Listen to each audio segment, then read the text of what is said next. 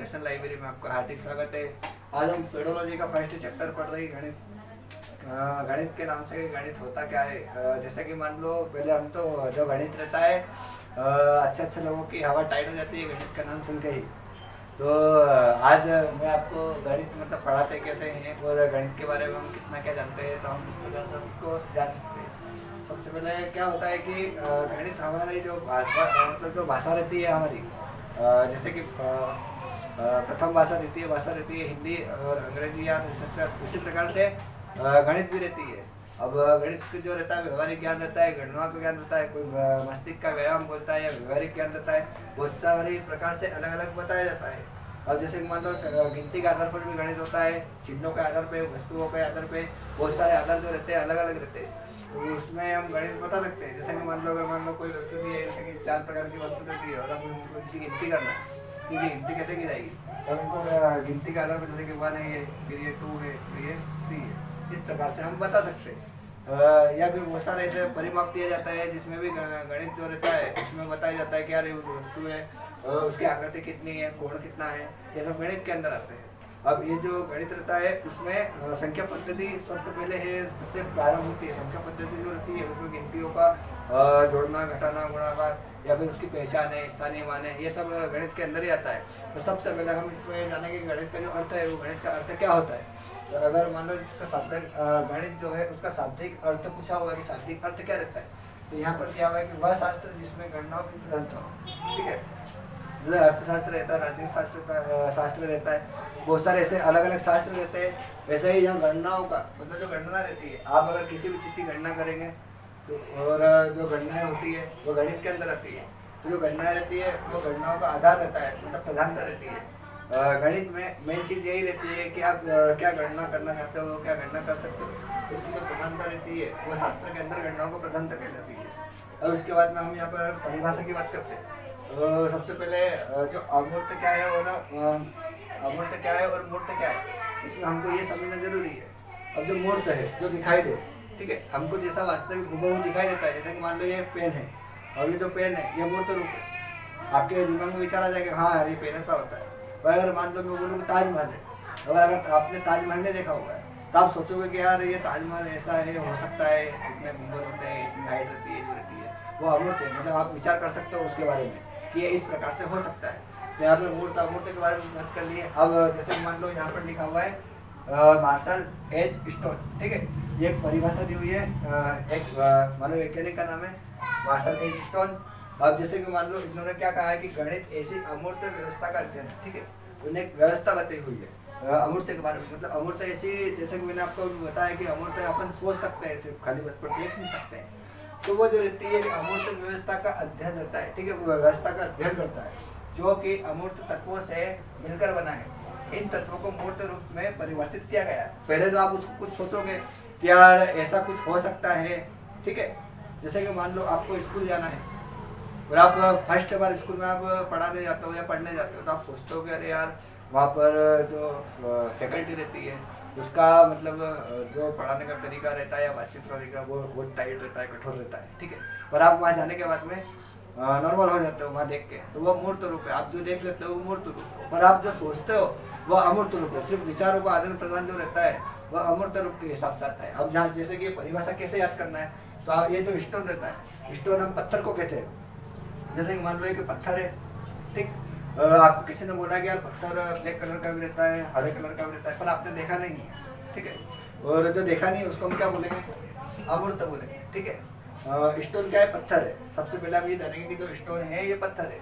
अब जो अमूर्त है मतलब हमने देखा नहीं है इसको कहीं पे भी, पर हम सोचेंगे कि यार ऐसा हो सकता है, वैसा हो सकता है। तो सिर्फ आपको 2 चीज़ें रखनी है, एक स्टोन और एक अमूर्त, ठीक है। जहाँ पर भी स्टोन के साथ में अमूर्त है या अमूर्त के साथ में स्टोन है, तो वहाँ पर करेक्ट 99% जो परिभाषा रहेगी वो मार्शल एच स्टोन की रह सकती है, ठीक है।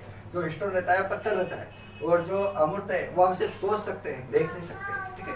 अगर कुछ देखते हैं वो मूर्त रूप में रहती है, और जो अमूर्त रहती है हमको विचार कर सकते हैं, सोच सकते हैं। तो ऐसे ये परिभाषा थी फर्स्ट में। अभी जैसे कि दूसरी परिभाषा दी हुई है यहाँ पर हागमैन की, ठीक है। हागमैन ने कहा है कि गणित सभ्यता और संस्कृति का दर्पण, ठीक है। अब जैसे कि मान लो सभ्यता और संस्कृति क्या रहती है, जैसे कि हमारी संस्कृति कौन सी है, भारतीय संस्कृति है, ठीक है। और सभ्यता कौन सी है? भारतीय सभ्यता है ना। तो जो गणित है उसकी भी एक सभ्यता रहती है और एक संस्कृति रहती है, उसका एक दर्पण बताया, मतलब जैसा कि आप देखते हो, जैसा कि वैसा दर्पण में आप देख सकते हो। जैसे कि मेरे को आप अभी कैमरे में देख रहे हो और मैं जैसा खड़ा हूँ वैसा ही आपको दिख रहा हूँ, तो वो क्या है, दर्पण का प्रतिरूप है। जैसा दिख रहा है वैसा ही दिख रहा है। अभी हाथ बेच दिया हुआ है, ठीक है, हाथ बेच दिया। अगर आपको कोई बोलेगा कि यार मेरा ये फ्रेंड है, ठीक है, तो आप गले लगाओगे, तो गले लगाने को क्या कहेंगे? हग, है ना, हग, इसको हग कर लेंगे अपन और हग करेंगे। अगर मैंने बोला कि यार ये मेरा फ्रेंड है ना, तो अपन गले लगा के, अपन फर्स्ट बार मिलेंगे तो गले लगा के बोलते हैं, है ना, तो उसको हम हग कर लेंगे। हग के मतलब क्या होता है? सभ्यता। सभ्यता, हमारी सभ्यता क्या रहती है? गले लगते हैं, है ना। जैसे कि कोई त्यौहार रहता है या कुछ भी रहता है तो हम गले लग के उसको बधाई देते हैं, या किसी का जन्मदिन रहता है तो हम गले लगा के बधाई देते हैं। तो गले लगाने का मतलब क्या रहता है? हग रहता है। वो जो सभ्यता क्या है हमारी? गले लगा के बधाई देना। तो इस प्रकार से आप हग सभ्यता में कर सकते हैं। अब जो 3 परिभाषा दी हुई है वो तीनों ही परिभाषा अक्सर सीटेट, यूपीटेट या रीट जो भी टेट होती है उसमें मोस्ट आईएमपी है। इसमें से एक गणित में, पेडोलॉजी में वर्ग 1, वर्ग 2, वर्ग 3 में पूछी जाती है। इनके भी कथन हम जान देते हैं अभी कि किस प्रकार इसमें ट्रिक दूंगा जिसमें आपको सिर्फ पकड़ करना है कि कहाँ पर क्या होता है, ठीक है। जैसे कि रोजर बेंकन है ना, जो रोजर बेंकन है उसने क्या कहा है कि गणित सभी विज्ञानों का सिंह, द्वार एवं कुंजी है, ठीक है। तो वो ऐसा बता रहा है, पर आप क्या बोलोगे सबसे पहले कि कुंजी। अब जैसे कि मान लो कोई बच्चे रहते हैं, ज्यादातर बच्चे क्या है, कुंजी से पढ़ते हैं, है ना। कुंजी आती है, ऐसी छोटी छोटी किताब आती है ना, 5-5 रुपए की मिलती है मार्केट में, आप देख लीजिएगा। तो उसमें क्या होता है, जो कुंजी रहती है वो कुंजी से पढ़ते हैं। अब रोजर जो है, तो रोजर को हम रोज कर लेंगे। रोज मतलब रोज बेचना, है ना, यहाँ पर बेचना कर देंगे, बेचना, ठीक। रोज बेचना, क्या बेचना? कुंजी, है ना। अगर कोई दुकानदार रहेगा वो रोज कुंजी बेचेगा तो क्या होगा, उसका जो द्वार रहेगा खुल जाएगा। द्वार हम किसको कहेंगे? दुकान का जो रहता है ना, जैसे कि कोई दुकान अगर कम चलती है तो फिर ज़्यादा समय लग जाती है, तो द्वार, सिंह द्वार मतलब बड़ा अच्छा आकार वाला, है ना। तो कोई अगर दुकान अच्छा बड़े स्तर में चल जाएगी तो क्या रहेगी कि रोज अगर कुंजी बिकती है तो क्या हो जाएगा, उसका काम अच्छे से चल जाएगा। तो हमको सिर्फ रोज बेचना याद रखेंगे और कुंजी याद रखेंगे, बस इतना याद रखना है इसमें। अब उसके बाद में हम लॉक की बात करते हैं। तो लॉक ताले को कहते हैं, ठीक। ये ताला बना हुआ है, लॉक को हम ताला कहते हैं। अब जब भी क्या बोला है उसमें सबसे पहले जानेगा कि गणित वह मार्ग है ना, एक रास्ता बताया हुआ है लॉक ने कि गणित वह मार्ग है जिसके द्वारा बच्चों के मस्तिष्क में तर्क करने की चेतना उत्पन्न होती है, ठीक। तो अगर कोई बच्चा रहेगा, अगर आप उसको कुछ सवाल दोगे तो वो सोचने लग जाएगा कि यार 2 + 2 कितना होता है, 4 होता है, तो वो सोचने लग जाता है ना।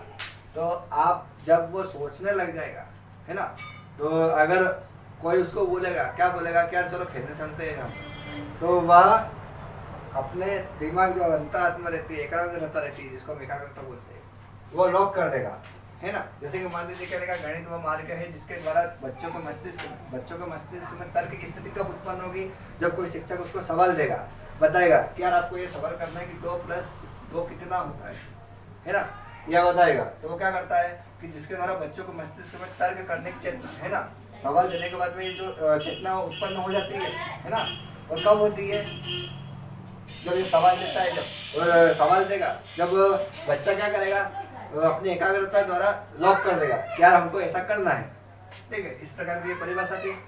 अब अगले हम गैलीलियो के बारे में जानेंगे। तो गैलीलियो की जितनी भी परिभाषा रहती है वह परमेश्वर, ईश्वर या गॉड, भगवान, है ना, इसके आधार पर रहती है। अब जो भी परिभाषा रहती है, गणित वह भाषा है जिसमें परमेश्वर ने संपूर्ण जगत, है ना, संपूर्ण जगत या ब्रह्मांड की बात कौन करता है? परमेश्वर ही कर सकते हैं, है ना। तो ब्रह्मांड को लिख दिया है। तो इस प्रकार से आप गैलीलियो की परिभाषा जान सकते हैं। अब यहाँ पर कुछ विशेषताएं दी गई है। विशेषताएं हम, जैसे कि मैंने आपको अभी परिभाषा और ये बताई थी, उसी प्रकार से विशेषताएं भी हो सकती है, ठीक है, उसी के अंतर से। जैसे मान लो पहला पॉइंट दिया हुआ है यहाँ पर, गणित स्थान तथा संख्याओं का विज्ञान, ठीक है। तो विज्ञान की बात की है यहाँ पर कि गणित जो रहता है ना, वह स्थान के पर आधारित रहता है ना, स्थान पर, है ना, बहुत जैसे कि मान लो फलानी जगह ये हुआ था, वो हुआ था, इस प्रकार से रहता है। और संख्याओं, जब भी हम गणित पढ़ते हैं तो गणित में सबसे पहले संख्याएं आती है, जैसे 0 है, 1 है, 2 है, 3 है ना, इस प्रकार की संख्याएं आती है, तो वो विज्ञान है। अब दूसरा बताया कि गणित गणनाओं का विज्ञान, गणित में गणनाएं करते हैं, है ना, ठीक है। जब भी हम अगर गणना करेंगे किसी चीज़ का, अगर मान लो अगर पहले का बच्चा है या केजी 1 का बच्चा है, उसको हम सबसे पहले गिनती ही सिखाएंगे, यार ये एक रहता है, इसको हम 0 बोलते हैं, है ना। तो वो देखेगा, उसको बोलना सीखेगा, ठीक है, भाषा कौशल के आधार पर। अब गणित माप तो मात्रा तथा दिशा का विज्ञान है ना। गणित जो रहता है उसमें हम माप भी सकते हैं कोई चीज़, जैसे कि मान लो मैंने आपको राशि मापन में बताया था कि तरल पदार्थ रहता है, फिर उसके बाद में ठोस पदार्थ रहता है, ठोस पदार्थ को हम किग्रा में जानते हैं और तरल पदार्थ को हम लीटर में जानते हैं। इस प्रकार से मापन भी हो जाता है, तोल भी हो जाता है और मात्रा भी हो जाती है ना। जैसे कि मान 5 किलो 10 किलो ये मात्रा हो जाती है। दिशाओं का बहुत, जैसे कि मान लो दक्षिण दिशा, फिर पश्चिम दिशा, फिर उत्तर दिशा, इस प्रकार के सवाल आते हैं, या उन्नयन कोण अध्ययन कोण आते हैं, है ना। ये दिशा के आधार पर होते हैं, वो सब भी एक विज्ञान रहता है ना। फिर उसके बाद में चौथा पॉइंट मिल जाएगी गणित की क्रमबद्ध। क्रमबद्ध मतलब बारे बारे से बारंबारता, है ना, आंकड़ों वाला। क्रमबद्ध संगठित रहता है, संगठित मतलब समावेश हो जाता है किसी चीज का। तथा यथार्थ, है ना, शाखा है, मतलब यथार्थ का मतलब ये रहता है कि जैसा वो देखता है, जैसे कि मान लो यहाँ पर 2 + 2 4 ही होएगा, है ना, यहाँ पर 6 नहीं हो सकता है। अगर मान लो 2 + 2 में 6 कर दूँ तो ये नहीं होगा, तो मतलब यथार्थ का शाखा है, मतलब जैसा रहेगा वैसा ही दिखेगा। और उसके बाद में गणित में मात्रात्मक तथ्य और संबंधों का अध्ययन किया जाता है। जैसे मतलब कोई, जैसे कि मान लो किसी में अगर मान लो एक सवाल जाए a + b = a + b, इस प्रकार से सवाल दे, यहाँ पर प्लस भी आ गया है और यहाँ पर वैल्यू भी आ गई है ना, मतलब एक से अधिक मात्रात्मक तथ्य भी आ जाता है और संबंध भी हो जाते हैं उसमें। और उसके बाद जो गणित विज्ञान का अमूर्त रूप है, मतलब गणित जो माना कि x है, माना कि y है, ये क्या है, अमूर्त रूप है, सिर्फ हम सोच सकते हैं, है ना। बस हम उसको x अगर लिखा है तो हम उसको सोच सकते हैं। अब अगला पॉइंट देखते हैं हम, यहाँ पर दिया है कि गणित तार्किक विचारों का विज्ञान है ना। तर्क के आधार पर ज्यादातर सवाल ऐसे आते हैं गणित में, ज्यादातर काम यही रहता है कि जो तर्क शक्ति रहती है ना। बच्चा सोचता कब है, अगर कोई शिक्षक उसको अगर सवाल देगा, जैसे कि मान लो प्राथमिक शिक्षक रहता है ना, पहले से 5वीं तक, अगर तीसरे क्लास का जो बच्चा है उसको अगर कोई सवाल देता है, जैसे कि बोलेंगे यार 18 + 12, है ना, और उसको जोड़ना है, तो वो जब जोड़ेगा तो जो विचार करेगा, और जो विचार करना रहता है और तर्क के आधार पर करेगा, उसको जो पिछला ज्ञान रहता है, उसका पूर्ण विचार का ज्ञान रहता है, उसके आधार पर वह सोच सकता है और उस आधार पर वह तार्किक विचारों को विज्ञान के अनुसार आता है। अब यहाँ पर अगला पॉइंट है गणित के अध्ययन से। गणित के अध्ययन से मस्तिष्क में तर्क करने की चेतना उत्पन्न होती है ना। अगर आपको कोई भी ग्रह कार्य देगा, है ना, या बोलेगा कि यार 5 सवाल आपको करके लाना है, तो आप क्या करोगे, गणित का अध्ययन करोगे। और जो गणित का अध्ययन, अगर मान लो आपको मैं पढ़ा रहा हूँ, है ना, और आपको अगर मैंने अभी प्रैक्टिस से छुड़ाने के लिए कहा, तो आप क्या करोगे, पहले गणित का अध्ययन करोगे, उसके बाद में मस्तिष्क में तर्क करने की चेतना लाओगे, है ना। मस्तिष्क में तर्क करने की चेतना लाओगे, आप सोचोगे कि यार इसका जो सवाल दिया हुआ है सर ने, वो हम कैसे करेंगे, उस आधार पर उत्पन्न करना होती है ना। फिर आगे गणित आगमनात्मक तथा प्रायोगिक विज्ञान है ना। आगमनात्मक मतलब उदाहरण से नियम की ओर। ज्यादातर गणित में क्या रहता है कि हम उदाहरण देते हैं, है ना, कि एक नींबू का पेड़ है, उसमें 50 नींबू लगे हुए हैं, है ना, ठीक है, उदाहरण दे रहा हूँ। तो जो उदाहरण से नियम का रहता है वह आगमन मिली रहती है ना, या आगमनात्मक बोलते हैं। तथा प्रायोगिक विज्ञान है, प्रायोगिक विज्ञान ये है कि आप जैसे कि आपको अगर ग्राफिक का कुछ सवाल दिया है, ग्राफ का, जैसे कि मान लो बता हुआ है कि एक कोण है 90 डिग्री का, है ना, एक 90 डिग्री का कोण है। अब वो जो 90 डिग्री का कोण है ये आपको अगर बनाने का बोलेंगे तो ये प्रायोगिक विज्ञान के अंदर आएगा, है ना। अगला पॉइंट है गणित वह विज्ञान है जिसमें आवश्यक निष्कर्ष निकाले जाते हैं, है ना। गणित का सवाल होता है, फिर उसका हल निकालते हैं हम, तो जो हल निकलता है पर निष्कर्ष निकलता है ना। हमेशा ही निष्कर्ष सकारात्मक ही निकलता है, नकारात्मक नहीं निकलता। नकारात्मक है फिर चीजें उल्टी हो जाती है, और हमेशा से जो सवाल रहते हैं उसमें एक से अधिक विधि हो सकती है। अब यहाँ पर गणित पढ़ाने के तरीके है ना, जो गणित अध्ययन रहता है, गणित में कैसे हम क्या पढ़ाते हैं या बच्चा कैसे पढ़ता है, उसके आधार पर 5 पॉइंट दिए हुए हैं। अगर मान लो एक सवाल दिया हुआ है, जैसे मान लो यहाँ पर लिखा है कि 1 दर्जन केले में, है ना, 12 केले होते हैं, तो 5 दर्जन केले में कितने केले होंगे, ठीक। अभी जो प्रश्न दिया हुआ है, इस प्रश्न को हम मेन बिंदु बनाकर 5 पॉइंट पूरे पढ़ लेंगे, है ना। सबसे पहले अभ्यास कार्य दिया हुआ है कि अभ्यास कार्य, है ना। अगर आपको कोई शिक्षक ही जैसे कि सवाल देता है तो आपको अभ्यास करना पड़ेगा, है ना। आप अभ्यास करोगे, उसको समझोगे अच्छे से, है ना, बार बार करोगे। अगर पहली बार में सवाल गलत जाता है, दूसरी बार में गलत जाता है, आखिरी में तो फिर सवाल सही जाएगा सही, तो आप अभ्यास करोगे उसका बारी बारी से बार बार, तो क्या होगा। सबसे पहला पॉइंट है अभ्यास करना, है ना। अभ्यास किसका सिद्धांत था, अभ्यास की प्राथमिकता किस कौन से सिद्धांत में दी थी, तो थर्ड आइक ने दी थी, है ना। उसको हम बाल विकास में समझेंगे उसके सिद्धांत में। तो आप चैनल को लाइक करें, सब्सक्राइब करें और ज़्यादा से ज़्यादा फैला दें वीडियो को। हमारी वीडियो रोज एक टॉपिक पे आ रही है नई नई। और फिर दूसरा जो पॉइंट दिया हुआ है तो ग्रह कार्य दिया है, ठीक। अब ग्रह कार्य किस प्रकार से रहता है कि आपको अगर गणित में अध्ययन करवाया हुआ है ना, कोई प्रश्नावली करवाई, 5 सवाल करवाए, तो आपको टीचर ग्रह कार्य देगा। अब ग्रह कार्य किस प्रकार से देते हैं, उसकी जो मानसिक शक्ति रहती है ना, क्षमता, जैसे कि मान लो बुद्धि क्षमता रहती है, उस आधार पर जो बच्चा कितना ग्रहण कर पाता है उस आधार पर ग्रह कार्य देना चाहिए। अगर ज़्यादा देंगे तो वो फिर ओवरलोड हो जाएगा, है ना। तो ग्रह कार्य बारी बारी से देना चाहिए। गणित पढ़ने का तरीका मेन बिंदु तो अभ्यास कार्य के बाद में ग्रह कार्य आता है, और उसके मौखिक कार्य याद छोटे छोटे सवाल रहते हैं, है ना। जैसे कि 2 + 2 कितना होता है, 2 × 2 कितना होता है, इस प्रकार से मौखिक सवाल रहते हैं, पूछ सकते हैं हम। उससे क्या है कि भाषा विकास होती है, बोलने का जो तरीका रहता है वो स्पष्ट होता है और शुद्ध उच्चारण होता है। और उसके बाद में लेखन कार्य रहता है। अब जो लेखन कार्य रहता है कि बच्चा जो बोलता है वो लिखना भी आना चाहिए, है ना।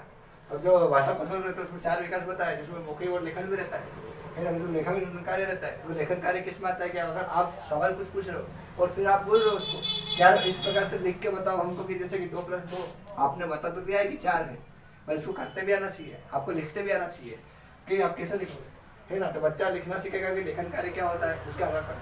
फिर यहाँ पर समूह कार्य, ग्रुप स्टडी बोलते हैं, जिसमें ज़्यादातर विद्यालयों में आज के टाइम पे ग्रुप स्टडी हो रही है कि बच्चों को ग्रुप बना दिए जाते हैं, 5 से या फिर 4 जोड़े बनाए जाते हैं, एक ग्रुप बनाए जाते हैं। उसमें एक समस्या दे दी जाती है सवाल के रूप में कि यार आपको ये समस्या सोल्व करनी है। अब जो सवाल रहता है उसको जो समूह कार्य रहता है उसके आधार पर सवाल हल किए जा सकते हैं। गणित जो अध्ययन रहता है उसमें तर्क शक्ति का महत्व क्या रहता है ना, उस आधार पर हम समझेंगे। तर्क शक्ति का मतलब यही रहता है कि बार बार मैं आपको बता रहा हूँ अभी कि कोई भी अगर बच्चा रहेगा उसको अगर कोई टीचर रहेगा, वह टीचर अगर किसी प्रकार का की समस्या देता है या सवाल देता है ना, या प्रश्न पूछता है कुछ भी, तो पूछने के बाद में वह बच्चा मस्तिष्क के द्वारा सोचने लग जाता है। वो जो सोचना रहता है, तो वो जो सोचना रहता है वह तर्क रहता है कि बच्चा किस आधार पर सोच रहा है ना। अगर उसको जितना ज्ञान रहेगा वो अर्थबोध के आधार पर जो ज्ञान रहेगा उस आधार पर वो सोच सकता है। वो जो सोचना रहता है वह तर्क शक्ति के अंदर का रहता है। अब सबसे पहले जो परिभाषा रहती है तो वह प्लेटो ने दी है। प्लेटो ने कहा है कि गणित एक ऐसा विषय है, गणित एक ऐसा विषय है जो मानसिक शक्तियों को प्रशिक्षित करने का अवसर प्रदान करता है। ठीक है, जो मानसिक शक्तियाँ रहती है उनको सिखाता है ना, इसलिए वह अवसर देता है। एक सुसुप्त आत्मा में चेतना एवं नवीन जागृति उत्पन्न करने का कौशल गणित ही प्रदान कर सकता है। ठीक है, तो ये जो परिभाषा है ये बहुत बड़ी है। तो हम इसको याद कैसे करेंगे, तो सबसे पहले जो प्लेटो है इसको हम प्लूटो बना लेंगे। तो प्लूटो ग्रह रहता है ना, ये प्लूटो ग्रह रहता है। अब इसमें क्या है दूसरा कि सुसुप्त आत्मा, आप जब सो जाते हो है ना तो आपको सपना आता है, और जब सपना आता है ना तो आप किसी दूसरे ग्रह पर चले जाते हो, यानी कि प्लूटो पे चले जाते हो। और जब प्लूटो पे चले जाते हो तो आपको वहाँ पर पेड़ पौधे नहीं है तो मिलते नहीं, और वहाँ पर क्या क्या मिलता है ये तो मेरे को भी नहीं मालूम, मैं तो गया नहीं हूँ वहाँ पे, है ना। तो क्या है कि जब आप सोते हो तो आपकी जो आत्मा रहती है वो सुसुप्त श्रेणी में चले जाती है, मतलब तर्क करने की शक्ति में, है ना। यार वहाँ पर क्या क्या रहेगा।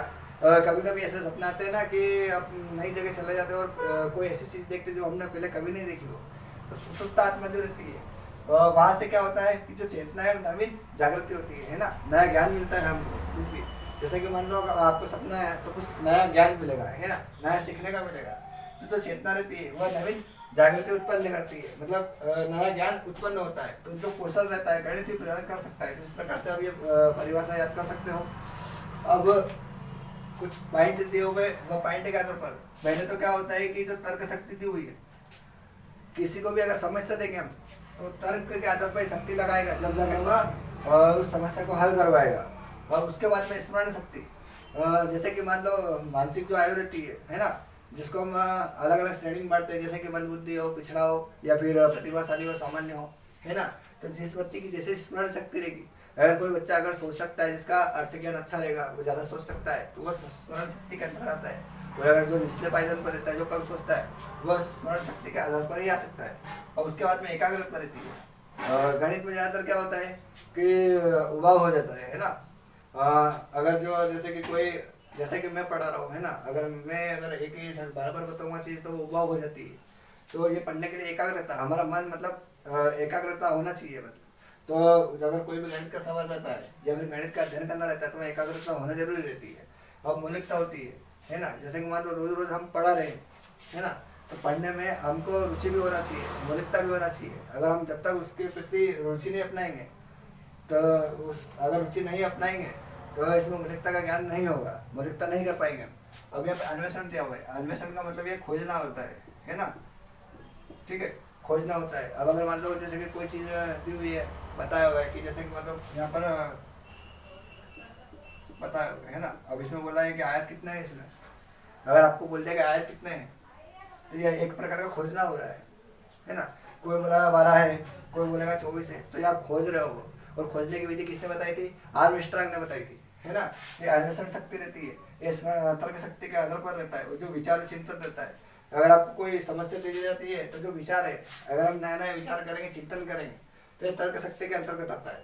और इसका आत्मनिर्भरता, आत्मनिर्भरता मतलब ये रहती है कि अगर मान लो आप परीक्षा दे रहे हो और आपके यहाँ मैथ्स का जो प्रश्न पत्र है, तो आप आत्मनिर्भर हो, है ना।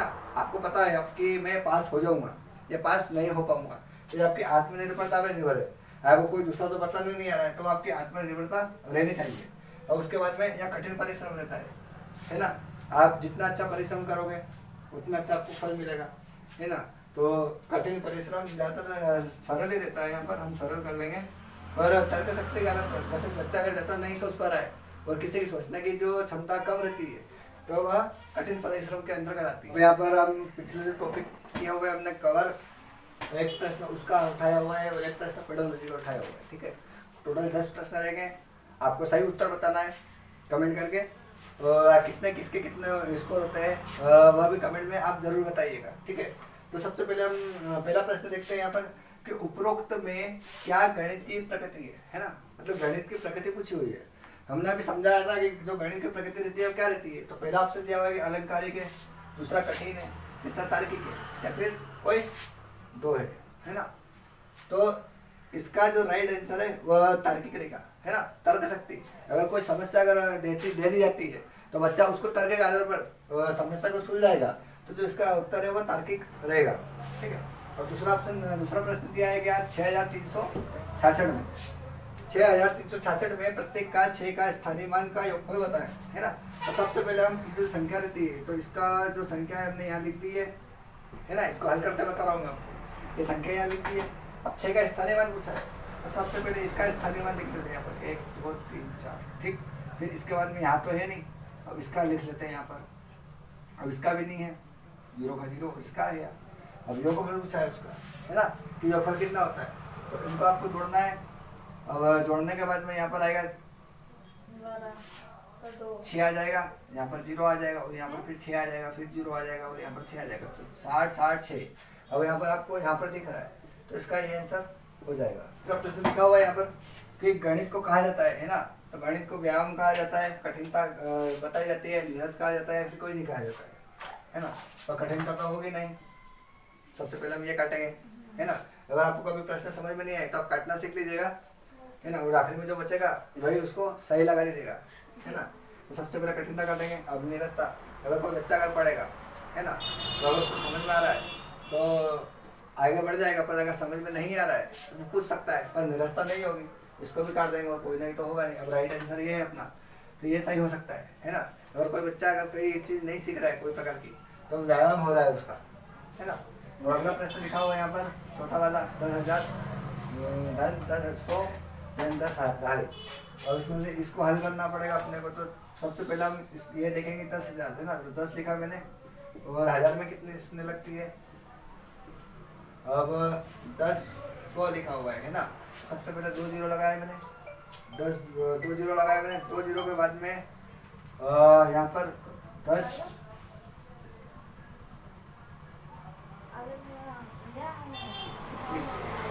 ठीक। और उसके बाद में 10 ढाई दी हुई है, अब इसको हम यहाँ पर 10 ढाई लिख देंगे, सॉरी यहाँ पर लिख देंगे 10 ढाई। अब उसके बाद में इसको अगर हम जोड़ते हैं, है ना, इस प्रकार से ये सवाल हल करने के बाद में यहाँ पर उत्तर आ रहा है 11,100। अब 11,100 यहाँ पर दिया हुआ है, तो इस प्रकार से ये सवाल सही रहेगा। और 5वां प्रश्न दिया हुआ है यहाँ पर कि गणित सभी विज्ञानों का श्रेयोद्वार व कुंजी है, तो ये परिभाषा में समझी हुई है ना। तो श्रेयोद्वार कुंजी, कुंजी किसकी बात है? रोजर की बात है, रोज बिकती है ना, तो यहाँ पर रोजर सही हो जाएगा। रोजर बैंगन ने दी गई है परिभाषा, है ना, ये इसका कथन है। अब दूसरा प्रश्न दिया हुआ है कि आकृति का निम्न में से प्राथमिक स्तर में संबंध नहीं है, मतलब ऐसी जो आकृति है इसमें से, है ना, उसका प्राथमिक स्तर से संबंध नहीं है, यहाँ पर नहीं की बात हो रही है, ठीक है। तो अबेकस को किसको बोलते हैं हम? अबेकस उसको बोलते हैं गेंद तारा बोलते हैं, हिंदी में गेंद तारा बोलते हैं ना, जैसे कि इसमें मोती बने हुए रहते हैं कि किसी में एक है किसी में दो है, उसको हम अबेकस कहते हैं इंग्लिश में। अब यहाँ पर संख्या पद्धति है, अब संख्या पद्धति में जोड़ घटाव गुणा भागा देते हैं, यह भी प्राथमिक स्तर में आती है। अब यहाँ पर कोई नहीं तो हो नहीं सकता है, तो सबसे पहले हम चौपड़ देखेंगे। चौपड़ आता है, चौपड़ एक खेल रहता है जिसको हम इस प्रकार से बताते हैं, है ना, और जिसमें 4-4 के दाने रहते हैं उसको हम चौपड़ कहते हैं। जो चौपड़ है ये प्राथमिक स्तर पर नहीं आता है। और अगला प्रश्न दिया हुआ है यहाँ पर कि व्यवहारिक गणित का अंग है ना, तो ये जो व्यवहारिक गणित जैसे कि हम भाषा में जो करते रहते हैं वह व्यवहारिक गणित क्या है? जैसे संख्या का हिसाब लगाना, है ना, ये भी होता है। और जोड़ घटाव है, ये भी होता है। अब दोनों में से एक दोनों तो सही हो नहीं सकते हैं, तो इन दोनों का बैंकों का कार्य में आ सकता है ना। बैंक में आप संख्या का हिसाब भी लगा सकते हो, है ना, तो 5,000, तो यह हिसाब लगाना होता है संख्या का, ये संख्या दी है तो इसका हिसाब लगाना हो रहा है। अब जोड़ घटाओ, अगर मान लो 5,000 ले, 5,000 में से कितना टैक्स से घटा? 20 रुपये, तो कितने लगे? 4,980। इस प्रकार से जोड़ घटाव हो रहे हैं, तो ये सब भी बैंकों का कार्य होता है। तो यह वाला सवाल आपका सही हो जाएगा कि बैंकों का कार्य होता है। अब हम अगला सवाल देखेंगे। 15,703 को हमको बताना है अंकों, है ना। जो 15 करोड़ लिखा है तो हमें सबसे पहले उल्टा चलेंगे, है ना। सबसे पहले संख्या पद्धति का उल्टा चलते हैं, जैसे कि इकाई, दहाई, सैकड़ा, हजार, 10,000, फिर लाख, फिर 10 लाख, फिर करोड़, फिर 10 करोड़, ठीक। तो 10 करोड़ हो जाएगा ऐसा। तो 15 करोड़ की बात हो रही है तो यहाँ 15 लगा देंगे हम। 1 2 3 4 5 6 7 इस प्रकार की शून्य लगा दी। इस प्रकार के शून्य लगा 703 को बताना है ना। तो 15 करोड़ 703 को, तो 700 यहाँ करा मैंने, अब यहाँ पर करा, अब 3 का 3 आ जाएगा, 0 आ जाएगा, 7 आ जाएगा, फिर 1 2 3 4 और यहाँ पर 15 आ जाएगा। अभी जो संख्या है ये संख्या हमको कहाँ दिख रही है? ये संख्या हमको यहाँ दिख रही है, ये वाला सवाल आ जाएगा। अब जैसे कि यहाँ पर कामा लगाते हैं हम, कामा लगाते हैं, आपको बताया हुआ है मैंने कि इस प्रकार से कामा लगा सकते हो। और अगला सवाल पूछा हुआ है कि कोई बड़ी से बड़ी संख्या है 5 अंकों में बताना है ना। अक्सर सवाल छोटे कोई छोटी संख्या रहती है, कोई बड़ी से बड़ी रहती है। अब 5 अंकों की बात हो रही है तो अंकों को हमको गिनना रहेगा, तो ये जो संख्या रहेगी डायरेक्ट निकल रही है 1 2 3 4 5, ये बड़ी है। 9 सबसे बड़ा रहता है ना। फिर दूसरा छोटे छोटे चलता रहता है, तो जो बड़ा रहता है इसको हम बड़ी से बड़ी संख्या के रूप में बताएंगे।